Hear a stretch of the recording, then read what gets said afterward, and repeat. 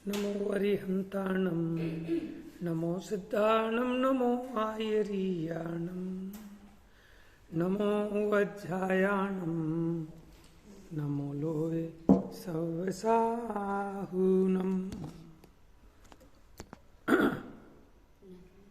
नमः समयसाराय स्वानुभूत्या चकासते चित्स्वभावाय भावाय सर्वभावान्तरक्षिधे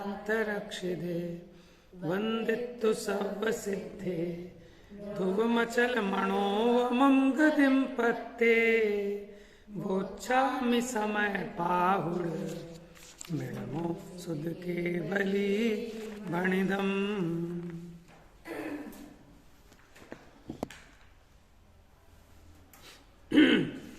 दो कलश हमारे हो चुके हैं।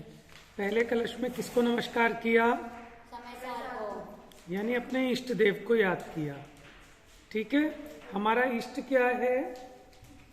हमारा इष्ट क्या है? इष्ट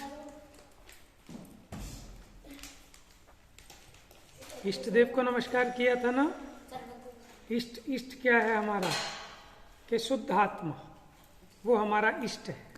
तो उसके लिए जो भी व्यक्त शुद्ध आत्मा है हम उनको नमस्कार करते। पहले कलश में किया उनके 4 विशेषण बताकर। दूसरे कलश में अनेकांत की मूर्ति सदा प्रकाशित रहे। कैसी है अनेकांत की मूर्ति? अनंत धर्मनस तत्वम पश्यन्ति प्रत्यगात्मनः। तो ऐसा जो प्रत्यगात्मा है, प्रत्यगात्मा द्रव्य कर्म भाव कर्म नो कर्म से रहित, ठीक है, और अनंत धर्मात्मक है। धर्म के 2 प्रकार के अर्थ बताए थे, जैसे चेतनत्व, अचेतनत्व, ठीक है, अस्तित्व, वस्तुत्व, प्रमेयत्व आदि। ऐसे तो अनंत गुण है। उसके अलावा क्योंकि गुणों की पर्याय होती है, ध्यान से सुनना, गुण और धर्म में क्या डिफरेंस है? गुण और धर्म में लिख लो, चाहो तो लिखना चाहो तो। गुण और धर्म में क्या डिफरेंस है?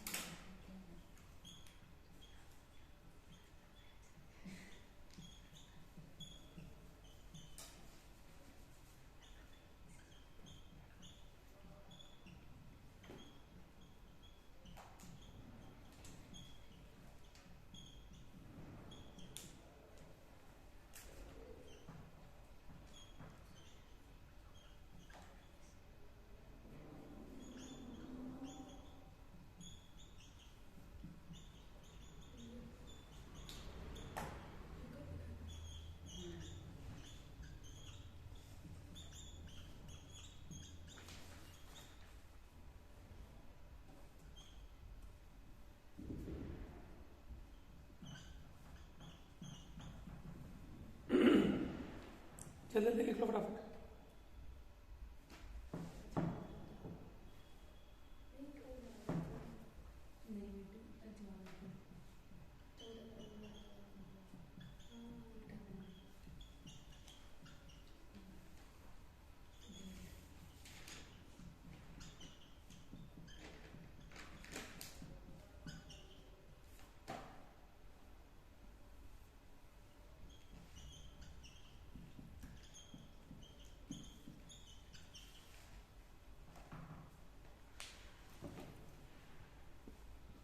देखो, गुण भी और धर्म भी।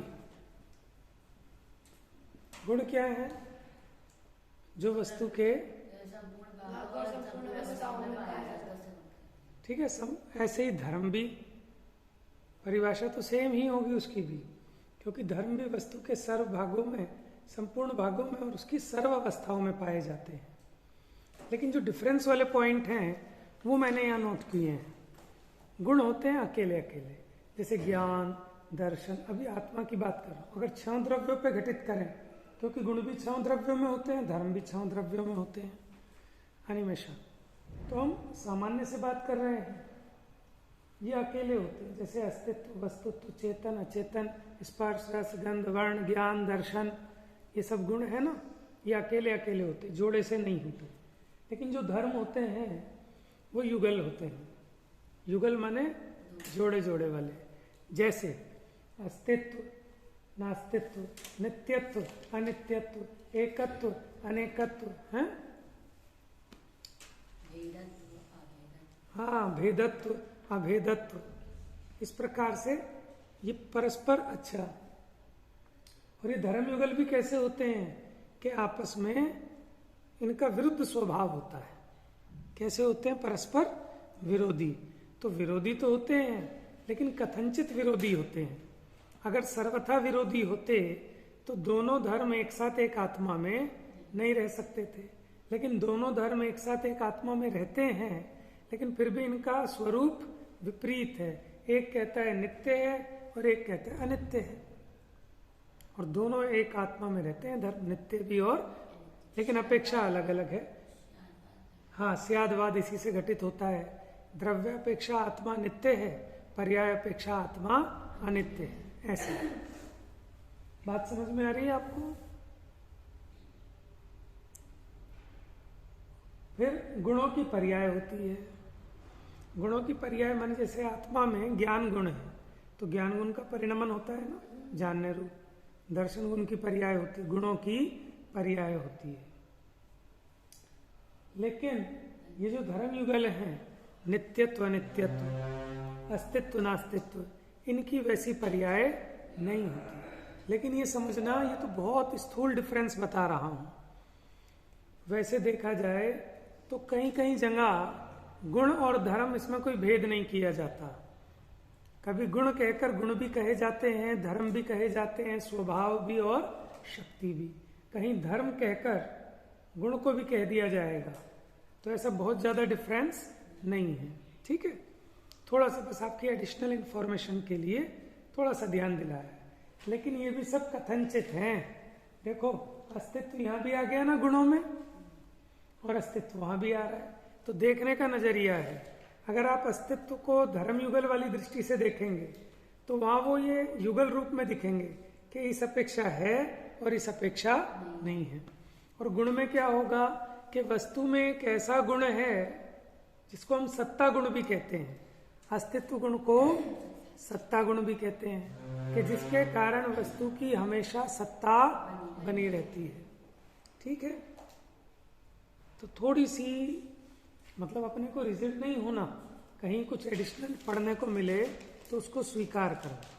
ठीक है, अपने ज्ञान को सदैव खुला रखना, कि कुछ भी अच्छी बात हो उसका स्वागत करना।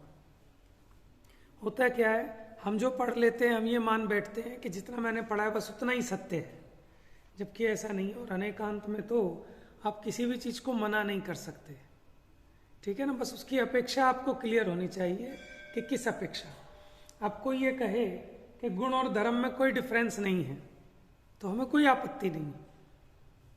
कोई कहे कि गुण और धर्म में डिफरेंस है तो भी हमें कोई आपत्ति नहीं है, क्योंकि इसी का नाम तो अनेकांत है ना, कि गुण और धर्म कथनचित एक हैं, कथनचित भिन्न भिन्न है, अनेक है। तो वो भी अपेक्षा अपने को ख्याल में आनी चाहिए कि इस पॉइंट की तरफ से देखा जाए तो उसको भिन्न कह सकते हैं।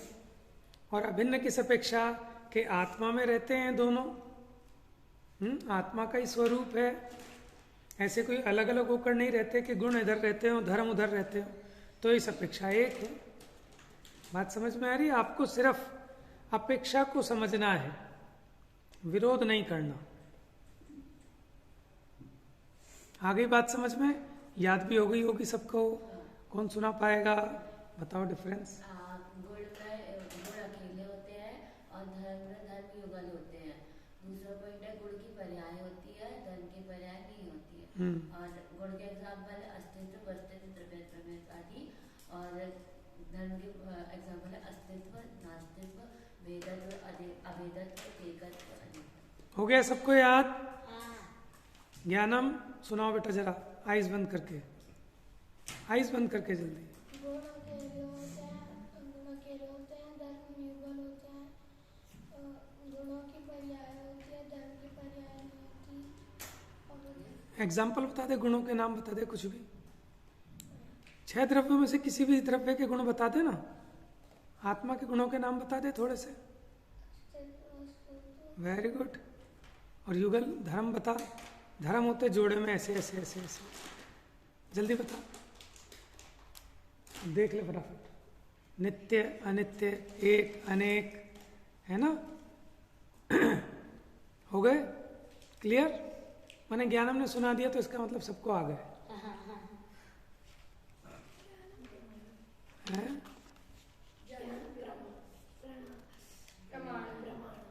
हाँ, आत्मा ज्ञानम स्वयं ज्ञानम, ज्ञानात अन्यत करोति किम, परभावस्य कर्तात्मा मोहोयम व्यवहारिणम। आत्मा ज्ञान है, ज्ञानमयी है, ज्ञान स्वरूप है। ज्ञान के अतिरिक्त आत्मा कुछ कर नहीं सकता। ज्ञान आत्मा कुछ करता है पर का ये व्यवहारी जनों का मोह है। चलिए जी, अब आइए एक तीसरा कलश ओढ़ लेना, उसके बाद कलश नहीं लेंगे, गाथा लेंगे। क्योंकि स्टार्टिंग का तो थोड़ा सा पता होता है ना, तो पूरे ग्रंथ का सार समझ में आ जाता है। पढ़िए, ये बहुत सुंदर छंद है, मालिनी छंद। क्या नाम है इसका? मालिनी।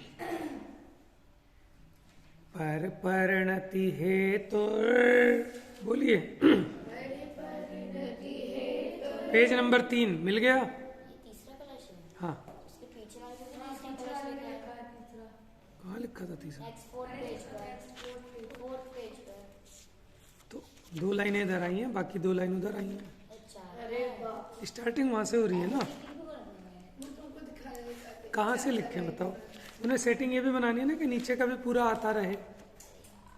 पेज नंबर 3 निकाल लिया बेटा, इसको भी दिखाओ गिफ्टी को।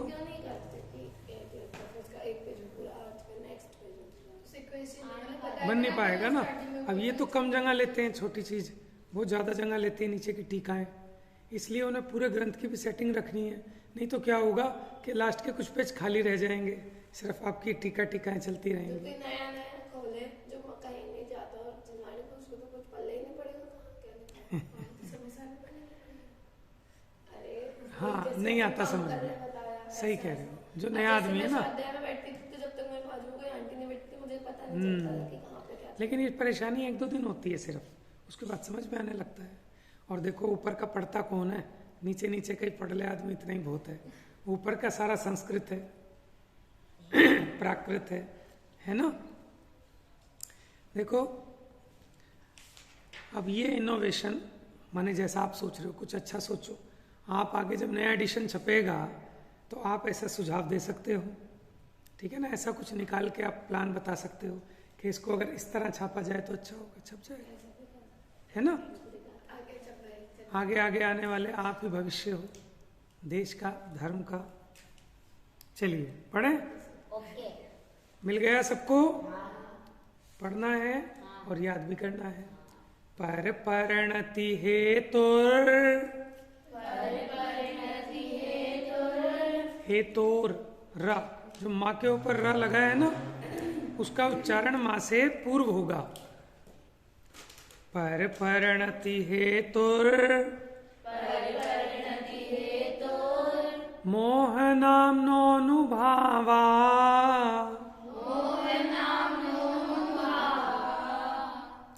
दविरत मनुभाव्य, व्याप्ति कल्माशिताया,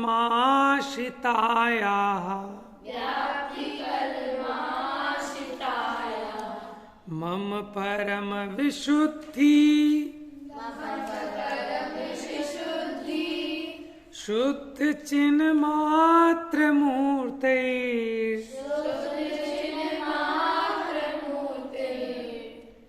भवतु समय सार व्याख्यैवानुभूते।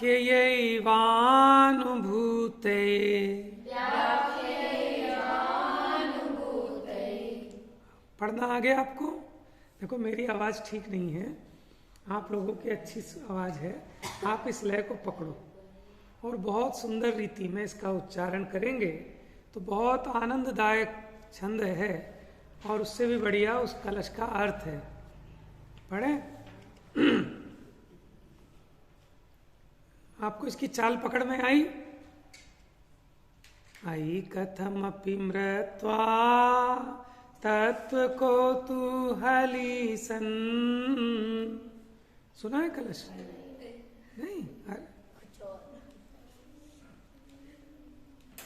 हिंदी में तो कम प्रयोग होता है इस छंद का, संस्कृत का ही छंद है। कोई बात नहीं, पकड़ लो। नियम सार जी का भी एक मंगलाचरण है।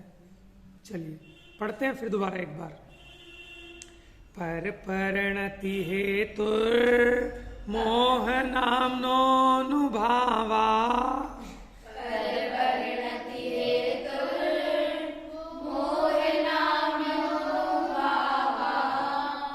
दविरत मनुभाव्य व्याप्ति कल्माश्रिताया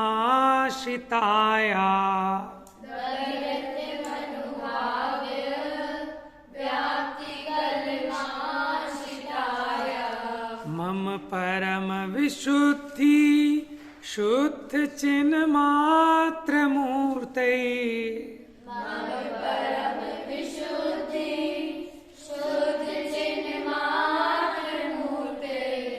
भवतु समय सार व्याख्यैवानुभूते।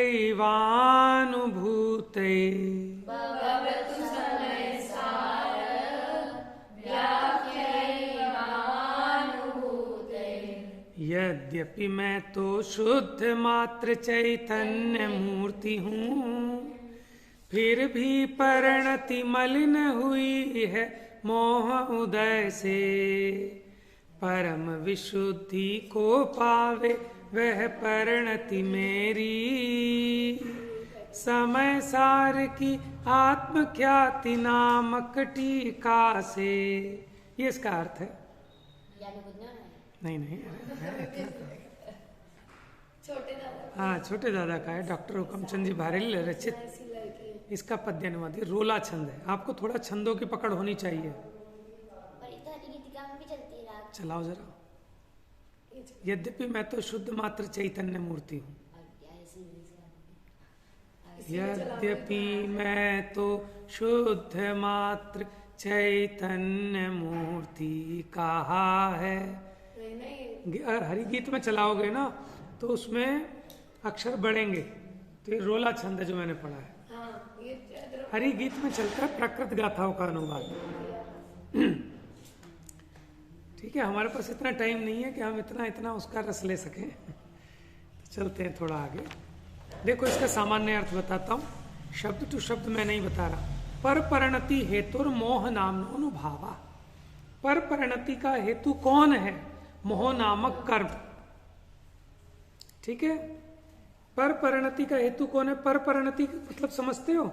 ये मोह राग द्वेष जो विकारी भाव हुए, इसको कहते हैं पर परिणति। और उसका हेतु माने उसका कारण कौन है? मोह नामनोऽनुभावा। मोह नामक कर्म का अनुभाव माने उदय। मोह कर्म पड़ा हो सत्ता में, वो तो कोई कारण है नहीं, लेकिन उस मोहनीय कर्म का उदय। अनुभाव माने उसका उदय में आना, फल देना। तो पर परिणति का हेतु जो मोह नामक कर्म का उदय है, उससे व्याप्ति कलमाशिता है, उससे मेरी अनुभूति मैली हुई है। किससे? पर परिणति के कारण। सामान्य अर्थ समझना। देखो मोह राग द्वेष रूप जो पर परिणति है, उससे मेरी अनुभूति व्याप्ति कलमाशिताया, कलुषित हो गई है। मेरी परिणति कैसी हुई है? मैली हुई है। मम परम विशुद्धि और मेरी परम विशुद्धि के लिए। शुद्ध चिन्मात्र मूर्ति, यद्यपि मैं तो शुद्ध चिन्मात्र मूर्ति हूं, मैं चैतन्य मूर्ति हूं, फिर भी मेरी परिणति मलिन हुई है। क्यों हुई है? मोह उदय से। ठीक है, यद्यपि मैं तो शुद्ध मात्र चैतन्य मूर्ति हूं, यद्यपि मैं शुद्ध चेतन हूं द्रव्य दृष्टि की अपेक्षा, क्योंकि चेतन सदा चेतन रहता है, फिर भी परिणति मलिन हुई है मोह उदय से। लेकिन मोह के उदय के कारण इस शुद्ध चेतन की परिणति मलिन हुई है। परम विशुद्धि को पावे वह परिणति मेरी, कि जो मेरी अनुभूति, आचार्य देव ने परिणति न लिखकर अनुभूति लिखा है, कि ये जो मेरी अनुभूति मैली हुई है वो मेरी अनुभूति परम विशुद्धि को पावे। कैसे? समय सार की आत्मख्याति नामक टीका से। मैं जो समय सार की व्याख्या कर रहा हूं, क्यों कर रहे हो आप? कि अपनी परम विशुद्धि के लिए। ठीक है ना, यहां जो इन्होंने कारण बताया, मंगल निमित्त हेतु परिमाण नाम करता है ना, बताया था ना आपको, तो उसमें अब ये पॉइंट उठा कि आप ये क्यों लिख रहे हैं कि मैं मेरी अनुभूति की विशुद्धि के लिए समय सार की व्याख्या कर रहा हूं। कि आप तो मुनिराज हैं, क्या आपकी परिणति भी मैली है?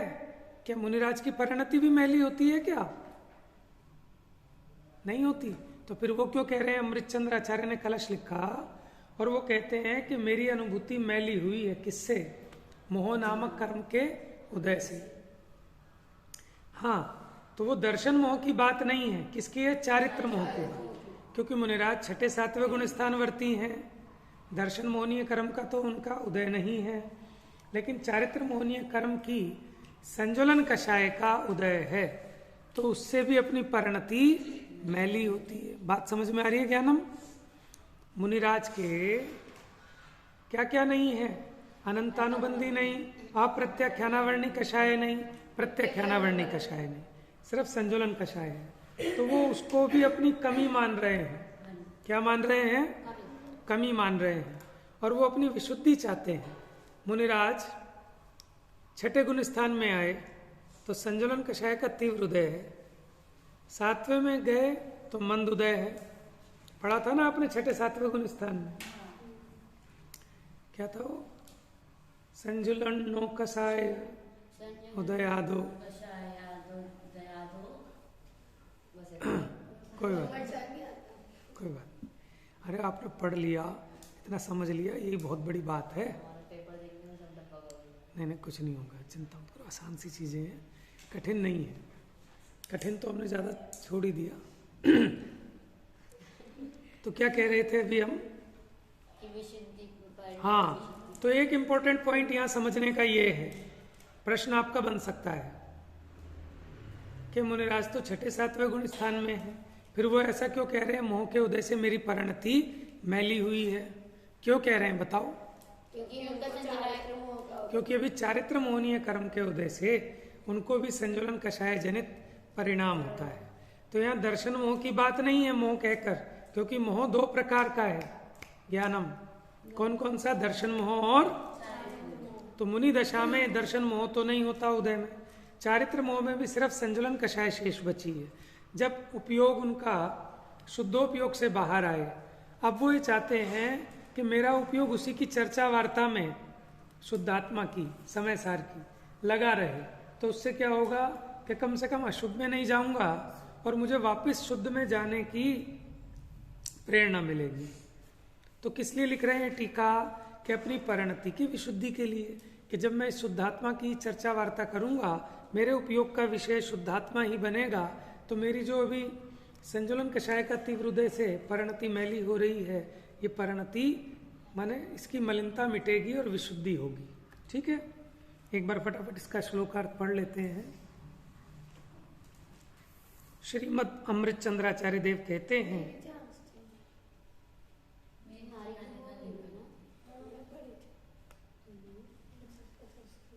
किसका टर्न है? तुम्हारा। पढ़ो जल्दी से, जोर से। मिल गया आपको? कहाँ पढ़ना है? नीचे पेज नंबर 4 पे सबसे नीचे। श्रीमद अमृतचंद्र आचार्य देव कहते हैं कि इस समयसार की व्याख्या से ही मेरी अनुभूति की अर्थात अनुभवन रूप परिणति की परम विशुद्धि हो। कैसी है यह मेरी परिणति?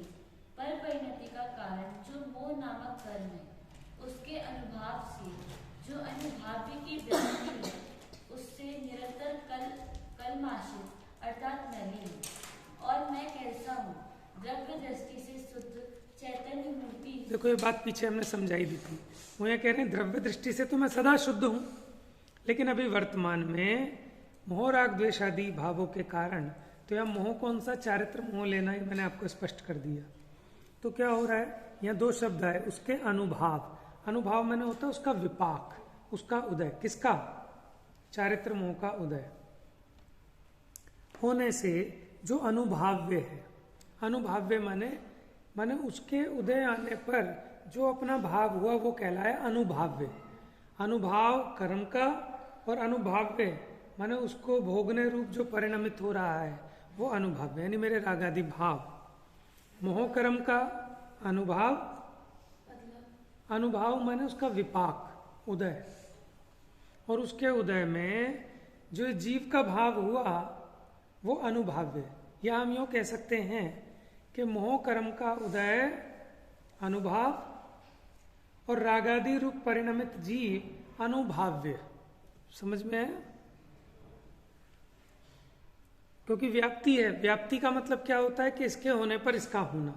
अगर मोह कर्म का इतना उदय है तो जीव की परिणति में उसके प्रमाण वो दोष मिलेगा, और मोह कर्म का क्षय हो गया तो जीव में भी उस राग आदि भावों का अभाव हो जाता है। ऐसे मोह कर्म के उदय के साथ जीव के उन विकारी भावों की व्याप्ति है। तो जीव का जो विकारी भाव हुआ वो अनुभाव्य, और कर्म का विपाक वो हो गया अनुभाव। बात समझ में आ रही है? माने सामान्य बातों के बीच में बहुत गहरे सिद्धांतों का भी प्रस्फुटन हो रहा है। माने निमित्त नैमित्तिक संबंध भी बताया आपको, है ना, कि कर्म के उदय का निमित्त तो जीव के परिणाम भी ऐसा होता है। तो ये निमित्त नैमित्तिक बना है। कोई कर्म बल जबरी से तो कराता नहीं, लेकिन ऐसे ही निमित्त नैमित्तिक संबंध है। सूर्य का उदय होता है, उधर कमल खिलता है। ऐसे ही मोह कर्म का इस डिग्री का उदय होता है और जीव में उस डिग्री का विकार होता है। मोह कर्म का क्षय होता है तो जीव में भी वो राग आदि का अभाव होता है। तो अनुभाव और अनुभाव्य की व्याप्ति है, उससे मेरी अनुभूति निरंतर कलमाशित हो रही है। तो इस समय सार की व्याख्या से मेरी वो मैली अनुभूति परम विशुद्धि को प्राप्त हो। तो आप कह रहे हैं कि एक तरफ तो आप कह रहे हो कि आपकी अनुभूति शुद्ध है, आप शुद्ध हैं, और फिर आप कह रहे हैं कि मेरी परिणति मैली हो रही है। तो इसी का नाम तो अनेकांत है कि शुद्ध भी हूं और अशुद्ध भी हूं।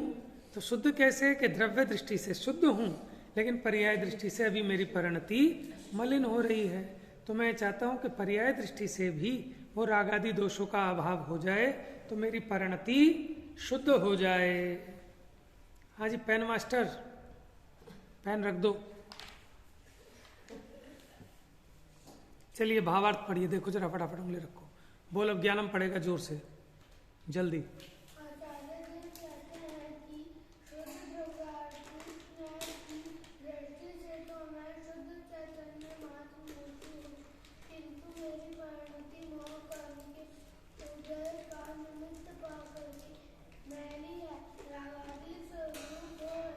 बस इतनी बात समझ में आ गई जो पढ़ा है, कि यद्यपि द्रव्य दृष्टि से मैं शुद्ध हूं, फिर भी रागादि मोह मन जो संजुलन कषाय है विशेष, उस कर्म के उदय से मेरी परिणति मैली हो रही है। जप्ती पड़ेगी आगे फटाफट जल्दी से।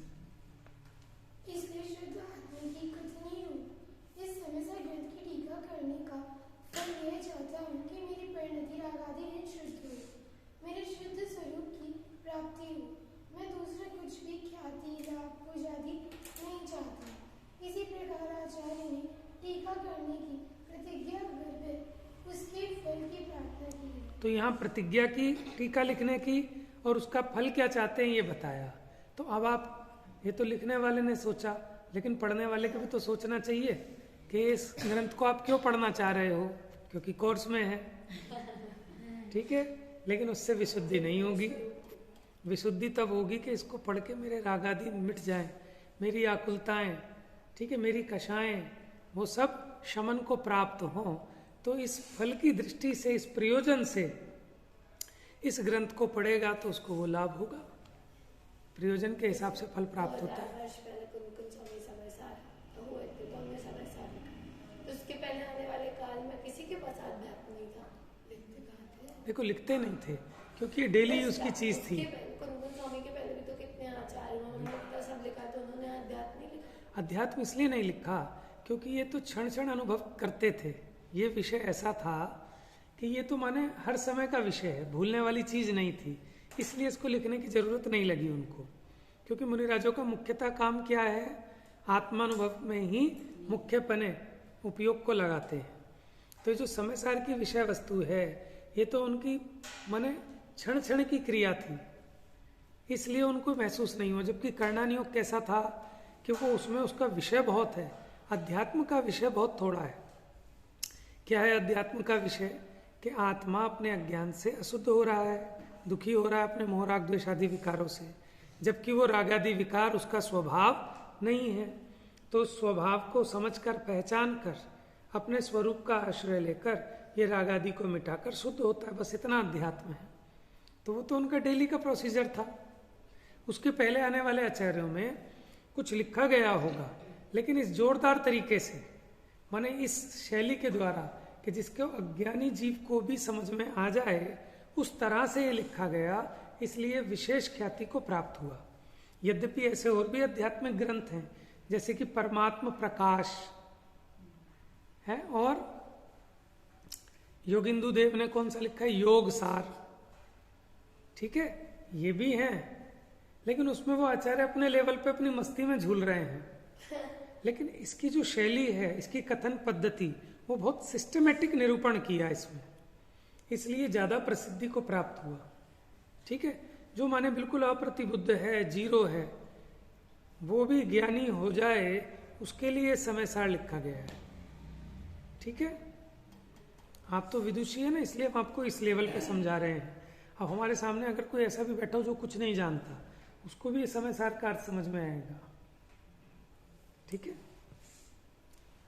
एक गाथा तो पढ़नी है आज, पढ़िए जल्दी से फटाफट। अब पढ़ रखी सबने, सबको आती है, इसका अर्थ समझो। पहली गाथा है, वंदित्तु सव सिद्धे। वंदित्तु का मतलब तो आपको पता ही है, नमस्कार करना, वंदना करना। सव सिद्धे, क्योंकि इससे समझ में आ गया कि सिद्ध अनंत होते हैं। हमने कहा ना सव सिद्धे, ठीक है, सव कहकर, क्योंकि बहुत सारे ऐसे मत वाले हैं जो कहते हैं ईश्वर एक ही है, लेकिन हमने सिद्ध कर दिया कि सिद्ध एक नहीं है, अनंत है, इसलिए हमने कहा सव सिद्धे। कैसे हैं वो सिद्ध? ध्रुव माने ध्रुव, मचल माने, पेज नंबर 5 मिल रहा है आपको ऊपर, समझ में आ रहा है? बेटा दौड़ना पड़ेगा सबके साथ। ध्रुव है, मचल माने अचल है। अचल किसको कहते हैं? पहाड़ को, जो चलायमान ना हो। और अणोवमम, अणोवमम माने अनुपम, जिसकी कोई उपमा न दी ना जा सके। गदिम नहीं जी, अचल का मतलब जो चलायमान ना हो। लिखने की जरूरत क्या आपको? अचल तो वैसे ही समझ में आता है। हाँ, अनुपम भी पता है। गदिम पत्ते, गदिम माने गति को पाए हैं। कैसे हैं वो सिद्ध भगवान? जिन्होंने ऐसी गति को पाया है। कैसी गति को? गति माने दशा, गति माने अवस्था, जीव की अवस्था विशेष को, ठीक है, ऐसी अवस्था को पाया है उन्होंने। कैसी है उनकी दशा? कि ध्रुव, ध्रुव माने क्या होता है? कि जो नाश को प्राप्त नहीं होती, हमेशा बनी रहे। एक बार सिद्ध बनने के बाद क्या वो वापस संसारी हो सकते हैं क्या? तो उनकी वो दशा कैसी है? ध्रुव है, अचल। जैसे संसार में कभी नरक गति, कभी त्रियंच गति, चलाचल पना बना रहता था, ऐसे तो ऐसा नहीं होता वहां परिवर्तन। तो इसलिए वो गति अचल है। और वो गति कैसी है? गति अचल है कि जीव अचल है? किसकी गति है वो? जीव की गति। कहते भैया इसकी तो बहुत बुरी गति हो गई। गति माने अवस्था, आप गति को सिर्फ नरक त्रियंची मत समझो। गति का मतलब ये जीव की अवस्था। नहीं समझ में आ रही? कहते भैया इसकी तो दुर्गति हो गई। अरे क्या दुर्गति कर रखी है तुमने, मैंने अपनी क्या हालत बना रखी, कुछ लेते क्यों नहीं? ठीक है, इसी प्रकार ये जीव की अवस्था है। देखो, अरहंत सिद्धाचार्य पाठक साधु हैं परमेष्ठिपण, सब आत्मा की अवस्थाएं आत्मा ही है। कुंद कुंद शतक का पहला छंद है ये, अष्टपाउड़ की गाथा है, 108 नंबर की शायद। क्या कह रहे हैं? अरहंत सिद्धाचार्य उपाध्याय साधु, ये सब क्या है? आत्मा की दशा है। दशा माने अवस्था, आत्मा की अवस्था। समझ में? तो इसी प्रकार जो सिद्ध है वो भी आत्मा की एक दशा है, लेकिन वो कैसी दशा है कि वो ध्रुव है, एक बार होने के बाद नष्ट नहीं होती, अचल है, चलाचल पने से रहित है। और कैसी? अनुपम, उसके जैसी और कोई दूसरी नहीं है, ऐसी सुंदर दशा है ये।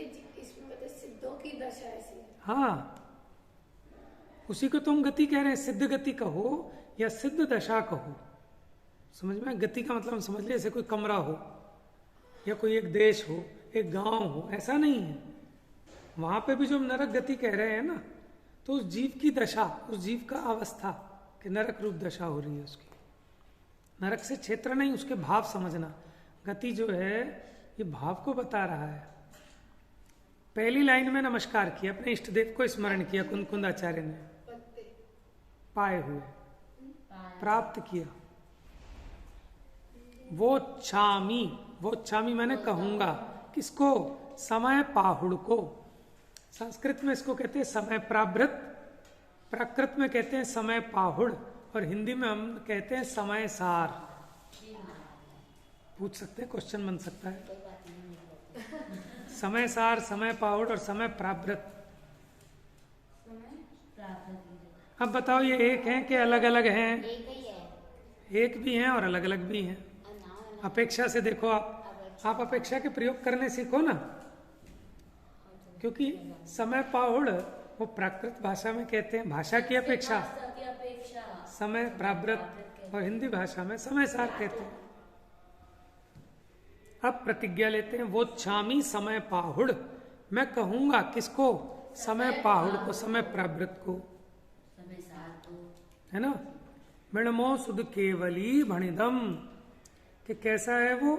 सुध केवली यानी श्रुत केवलियों द्वारा भणिदम, भणितम कहा गया है कि मैं अपने आप से नहीं कहूंगा, जैसा श्रुत केवलियों ने कहा है मैं वैसा कहूंगा। इससे प्रामाणिकता हो गई कि आप अपने आप से कहोगे तो वो चीज प्रामाणिक नहीं होगी। ठीक है, तो ये पहली गाथा हो गई। अब हम तो इसकी विशेष छाया जानने के लिए टीका भी पढ़ेंगे कल इसकी।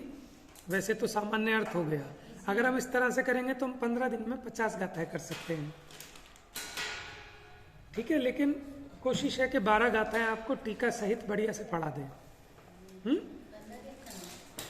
38 गाथा, 38। जा वाणी के ज्ञान से सूझे तो काले,